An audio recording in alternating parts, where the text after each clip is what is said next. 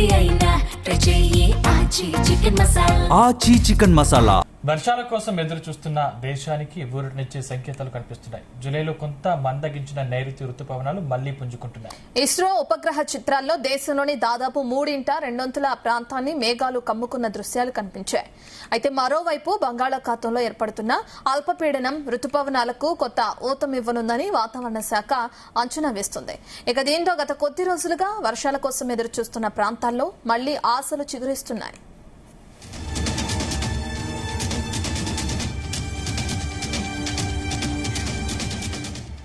July 19న ఇస్రోకు చెందిన INSAT 3DR ఉపగ్రహం తీసిన ఫోటోలు కొన్ని రిలీజ్ అయ్యాయి.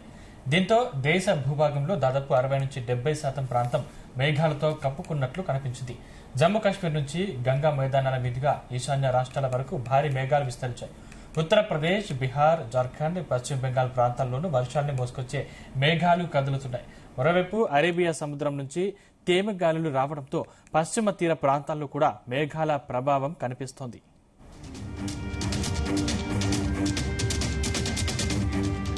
ఇక జులైలో రుతుపవనాలు బలహీనపడడానికి ప్రధాన కారణం బ్రేక్ మాన్సూన్ దశ. ఇప్పుడు పరిస్థితి మారుతుంది. బంగాళాఖాతంలో ఏర్పడనున్న తాజా అల్పపీడన వ్యవస్థ రుతుపవనాలను మళ్లీ చురుగ్గా మార్చనుంది.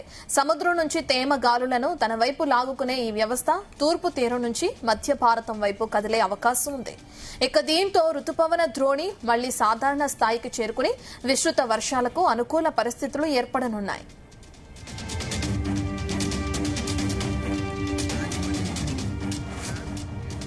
పూర్తి డీటెయిల్స్ మా ప్రతినిధి రాజు పటేల్ అందిస్తారు. రాజు పటేల్, వర్షాల కోసం ఎదురు చూస్తున్న అందరికీ కూడా ఒక గుడ్ న్యూస్ అని చెప్పుకోవచ్చు. ఇప్పుడు మళ్లీ రుతుపవనాల రాకను మనం చూస్తున్నాం. వర్షాలు ఎప్పటి నుండి స్టార్ట్ అయ్యే అవకాశం ఉంది? ముఖ్యంగా తెలుగు రాష్ట్రాల పరిస్థితి ఏంటి?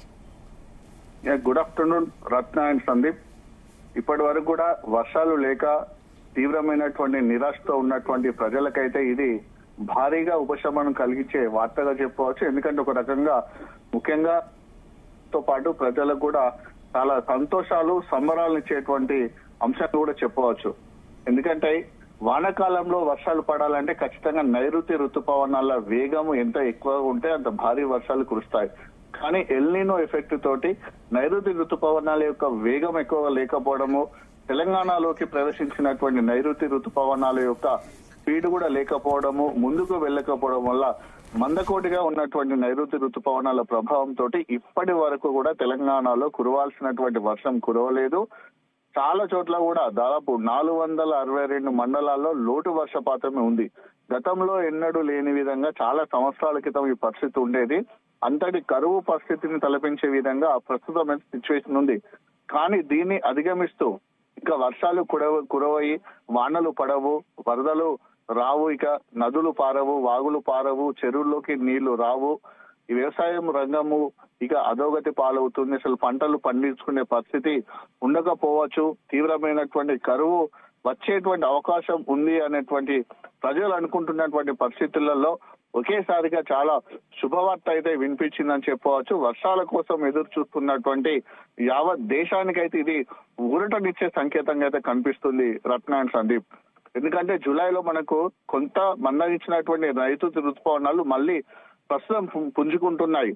దీని మెయిన్ కారణం ఇప్పుడు మనకు ఇంత ఇన్ఫర్మేషన్ రావడానికి ప్రధాన రీజన్ ఇస్రో తీసినటువంటి ఉపగ్రహ చిత్రాల్లో దేశంలోని దాదాపు 3/2 ప్రాంతాన్ని మేఘాలు కమ్ముకున్నటువంటి పిక్చర్స్ అయితే అందులో మనకు కనిపించాయి.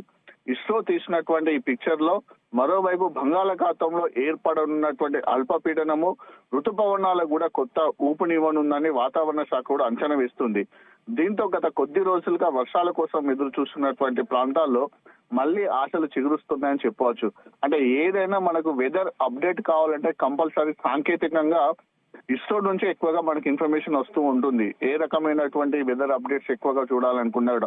అలాంటిది ఇస్రో అయితే తీసినటువంటి ఏదైతే మనకు పిక్చర్స్ ఉంటాయో ఆ చిత్రాల్లో లేదా దృశ్యాల్లో అయితే మేఘాలు కమ్ముకున్నటువంటి కనిపించడం వల్ల కంపల్సరీగా కూడా మేఘాలు పయాన్నించి ఖచ్చితంగా కురుస్తాయి. మేఘాలు పడడం వల్ల కూడా వర్షాలు వస్తాయి, భారీ వర్షాలు కూడా ఉంటాయని కూడా చెప్పడం జరిగింది. జూలై 19న ఇస్రోకు చెందినటువంటి ఇన్షాట్ 3DR ఉపగ్రహం తీసుకున్నటువంటి ఫోటోలు కొన్ని రిలీజ్ చేయడం జరిగింది. దీంతో దేశ భూభాగంలో దాదాపు 60-70% ప్రాంతం మేఘాలతో కప్పుకున్నట్లు కనిపించింది. జమ్మూ కాశ్మీర్ నుంచి గంగా మైదానాల మీదుగా ఈశాన్య రాష్ట్రాల వరకు భారీ మేఘాలు కూడా విస్తరించి ఉన్నాయి. ఈ భారీ మేఘాల విస్తరణ వల్ల ఉత్తరప్రదేశ్, బీహార్, జార్ఖండ్, పశ్చిమ బెంగాల్ ప్రాంతాల్లో వర్షాలైతే ఎక్కువగా నమోదయ్యే అవకాశం ఉంది. మరోవైపు అరేబియా సముద్రం నుంచి తేమ గాలులు కూడా రావడం వల్ల పశ్చిమ తీర ప్రాంతాల్లో కూడా మేఘాల ప్రభావం అయితే కనిపిస్తుంది. జూలైలో ఋతుపవనాలు బలహీనపడడానికి ప్రధాన కారణము బ్రేక్ మాన్సూన్ దశ. ఈ బ్రేక్ మాన్సూన్ దశతోటి నైరుతి ఋతుపవనాలు చెల్లడం లేక అచేతన స్థితిలో ఉండడం వల్ల మనకు భారీ వర్షాలు అయితే ఇప్పటి వరకు పడలేదు. ఇప్పుడు ఆ పరిస్థితి కంప్లీట్ గా కూడా చేంజ్ కాబోతుంది, పరిస్థితి మారబోతుంది. బంగాళాఖాతంలో ఏర్పడి ఉన్నటువంటి లేటెస్ట్ అల్పపీడన వ్యవస్థ ఋతుపవనాలను మళ్లీ చురుగ్గా మార్చనుంది. సముద్రం నుంచి తేమ గాలులను తన వైపు లాక్కునేటువంటి వ్యవస్థ తూర్పు తీరం నుంచి మధ్య భారతం వైపు కదిలే అవకాశం ఉన్నట్టుగా కూడా వాతావరణ శాఖ అధికారులు చెప్తున్నటువంటి పరిస్థితులలో ఋతుపవన ద్రోణి మళ్లీ సాధారణ స్థానానికి చేరుకొని విస్తృతంగా వర్షాలకైతే అనుకూల పరిస్థితులు ఏర్పడనున్నాయి. ఈ పరిస్థితులతోటి ఎల్నీనో ఎఫెక్ట్ ఎంతగా ఉన్నప్పటికీ కూడా ఎల్నీనో ఎఫెక్ట్ తోటి నైరుతి ఋతుపవనాలు కదలకుండా తాపుగా ఉన్నప్పటి పరిస్థితులలో కూడా ఇప్పుడు ఏర్పడబోయేటువంటిది ఏదైతే అల్పపీడనాలు ఉంటాయో, రుతుపవన ద్రోణి ఉంటుందో, బంగాళాఖాతంలో ఏర్పడిపోయేటువంటి అల్పపీడన వ్యవస్థ, దాంతో పాటు ఋతుపవన ద్రోణి, ఈ రెండింటి ప్రభావం తోటి కూడా నైరుతి ఋతుపవనాల యొక్క కదలిక మళ్ళీ చురుగ్గా కానుంది. నైరుతి ఋతుపవనాలు చాలా వేగంగా ముందుకు వెళ్లనున్నాయి. తిరిగి నైరుతి ఋతుపవనాలు పుంజుకోనున్నాయి. దీంతో భారీ వర్షాలైతే పడే అవకాశాలు ఉన్నట్టుగా కూడా మనకు ఇస్రో తీసినటువంటి శాటిలైట్ పిక్చర్స్ ద్వారా, శాటిలైట్ చిత్రాల ద్వారా తెలుస్తుంది. సో ఇదే విషయాన్ని వాతావరణ శాఖ అధికారులు కూడా ధృవీకరించే అవసరం ఉంది. ఇలాంటి పరిస్థితులలో ఇక వర్షాలు పడవు. వానకాలంలో కూడా ఎండాకాలాన్ని తలపించే విధంగా ఉష్ణోగ్రతలు నమోదవుతున్నాయి. విపరీతమైనటువంటి ఉక్కపోత వేడి ఉంటుంది. వేసినటువంటి పంటలు కూడా మొలకెత్తలేవు. మొలకెత్తిన పంటలు కూడా ఎండిపోయే దశకు ఉన్నాయి. అన్నమో రామచంద్ర అని అనుకుంటున్నటువంటి రైతాంగానికి అయితే ఇదైతే చాలా చాలా గుడ్ న్యూస్ అని చెప్పవచ్చు. రైతన్నలు సంబరాలు చేసుకునేటువంటి వార్త కూడా దీనైతే మనం చెప్పవచ్చు రత్న సందీప్. సో ఇస్రో తీసినటువంటి చిత్రాల ఆధారంగా భారీగా వర్షాలు కనుక పడితే పంటలకైతే మరింత ఊపందుకునే అవకాశం ఉంది. వ్యవసాయ రంగానికి, తాగునీటికైతే ఈసారి అయితే డోకా లేదని అయితే ఖచ్చితంగా చెప్పవచ్చు.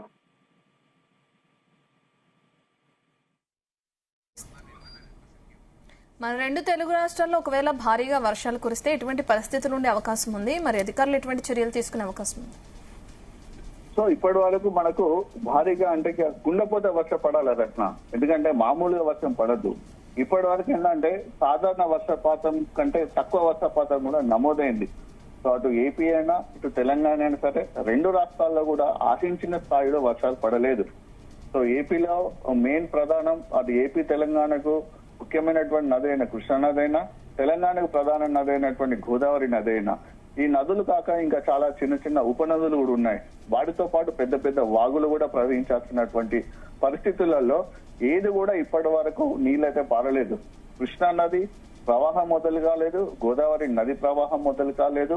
రెండు రాష్ట్రాల్లో ఉన్నటువంటి ఏ ఒక్క పెద్ద పెద్ద వాగులు ప్రవహించలేదు, చెరువుల్లోకి నీళ్లు రాలేదు, ఎక్కడ కూడా లేదు. భూగర్భ జలాలు కూడా అణగంటిపోయి ఉన్నాయి.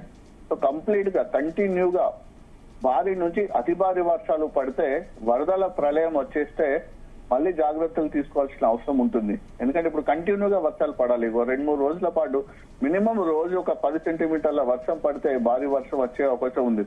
అలా 20-30 సెంటీమీటర్ల వర్షం కురిస్తే భారీ వరద ప్రళయం వచ్చే అవకాశం ఉంటుంది. కాబట్టి అప్పుడైతే ప్రభుత్వాలు తగిన జాగ్రత్తలు తీసుకునే అవకాశం ఉంటుంది. ఎప్పుడు కూడా అంటే ఈ వానాకాల సీజన్ లో వర్షాలు పడ్డా వర్షాలు పడకపోయినా సరే, ఎప్పుడు వరద వచ్చినా, ఎప్పుడు ప్రళయం వచ్చినా, ఎప్పుడు భారీ వర్ష బీభత్సం జరిగినా కూడా వాటిని ఎదుర్కొనేందుకు జిల్లాలో ఉన్నటువంటి అధికార యంత్రాంగం, రాష్ట్రంలో ఉన్నటువంటి రాష్ట్ర అధికారులు, వివిధ రకాలటువంటి డిపార్ట్మెంట్స్ అన్ని కూడా పూర్తి స్థాయిలో సిద్ధంగా ఉంటాయని చెప్పవచ్చు. అవసరం అనుకుంటే ఎన్డీఆర్ఎఫ్ సాయం తీసుకోవడానికి ఆ బృందాలను కూడా రెడీలో పెట్టుకున్నారు. ఎందుకంటే ఎప్పుడు భారీ వర్షం వస్తుందో, ఎప్పుడు భారీగా వరద వస్తుందో చెప్పలేనటువంటి పరిస్థితులలో ఒక రాత్రికి రాత్రే డే కు డేకే కంటిన్యూగా వర్షాలు పడితే ఒక 5-6 గంటలు పరిస్థితి చేంజ్ అయ్యే అవకాశం ఉంటుంది.